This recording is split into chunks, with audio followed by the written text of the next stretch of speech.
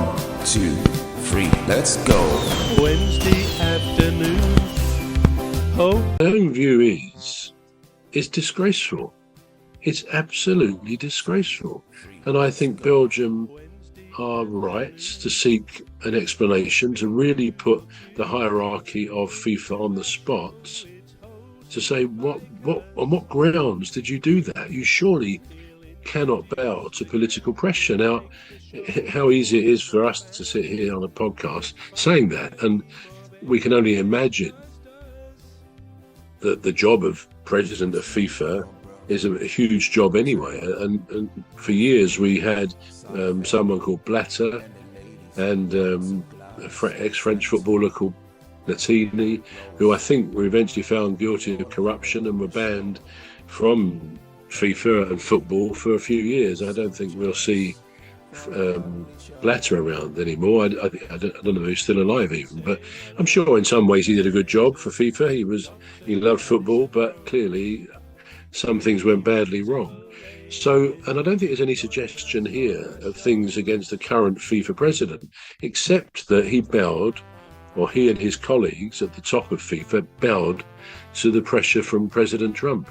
And I think even President Trump, I would have thought and hoped, that would acknowledge that if that's what happened, then it was a very wrong thing to do. Because what if America, the USA, had won that game? Where would that possibly have left this whole competition? I mean, we should be grateful. The powers that be should be grateful that Belgium thumped them, 4-1.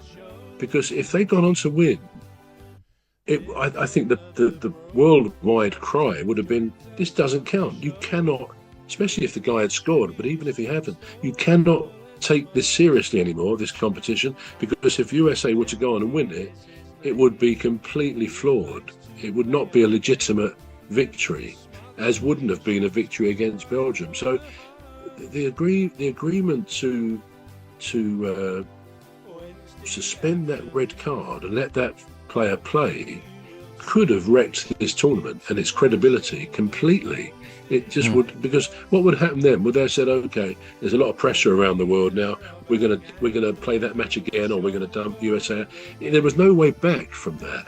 So they must thank their lucky stars that Belgium won that game. And I think Belgium have got every right to demand an explanation why that was done. Coming, which it will not come, because there cannot be, unless there really is something that the world doesn't know about this, and I doubt that very much. There cannot be a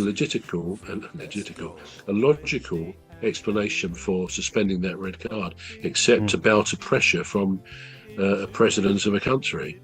So yeah, I think it's a worrying development that the powers that be, either in FIFA, and obviously it's not UEFA, the European people, but if these things can happen at one hierarchy, they could happen anywhere where pressure, undue pressure is put on by politicians. So yeah, I don't know what the answer is going to be, what FIFA say to Belgium, but I think people will be behind Belgium saying, come on, we want to know what influenced your decision. I don't think America's ever lost by that margin in this tournament. I don't think they've lost by 4-1. No. I don't think so. So it's definitely karma, just quietly doing its part there. Well, publicly. In this case, yeah. Now the next one we're going to move to is Arbeloa, Alvaro Arbeloa. So he was the just sacked coach of Real Madrid. And the good news is, I don't know if it's a good news or a bad news, but the news is he's heading to England to be Fulham's head coach.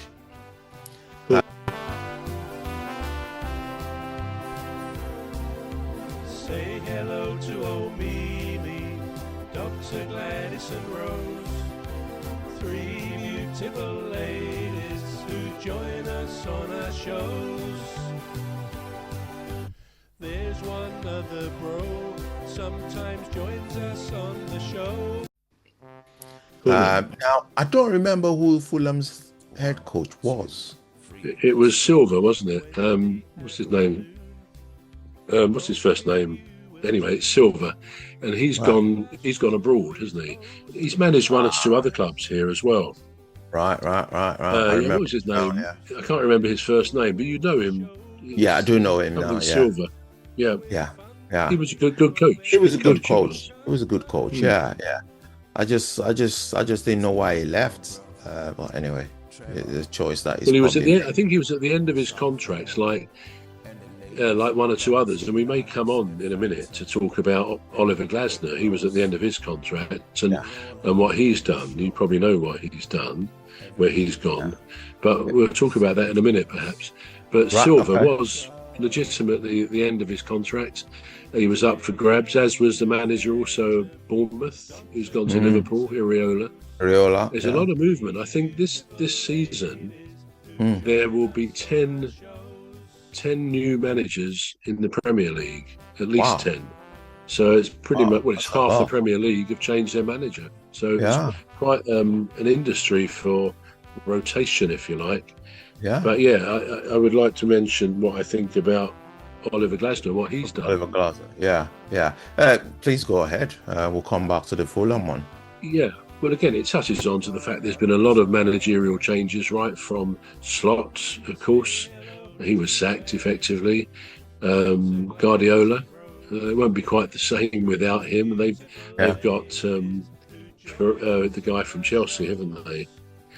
What's his name? Fresco, is it, or something like that? Xabi Alonso? No. Alonso has gone to.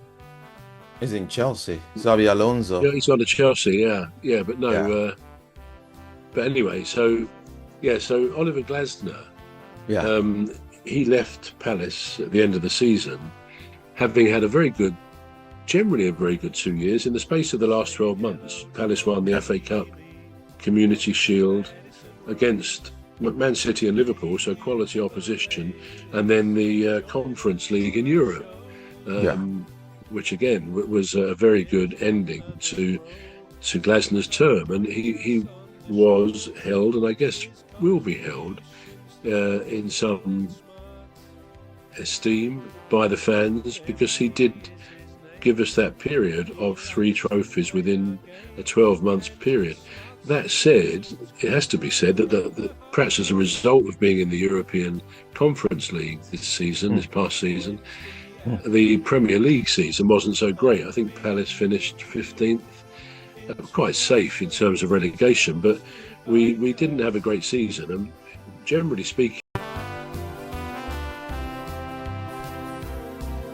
say hello to old Mimi, Dr. Gladys and Rose, 3 beautiful ladies who join us on our shows. There's one other bro, sometimes joins us on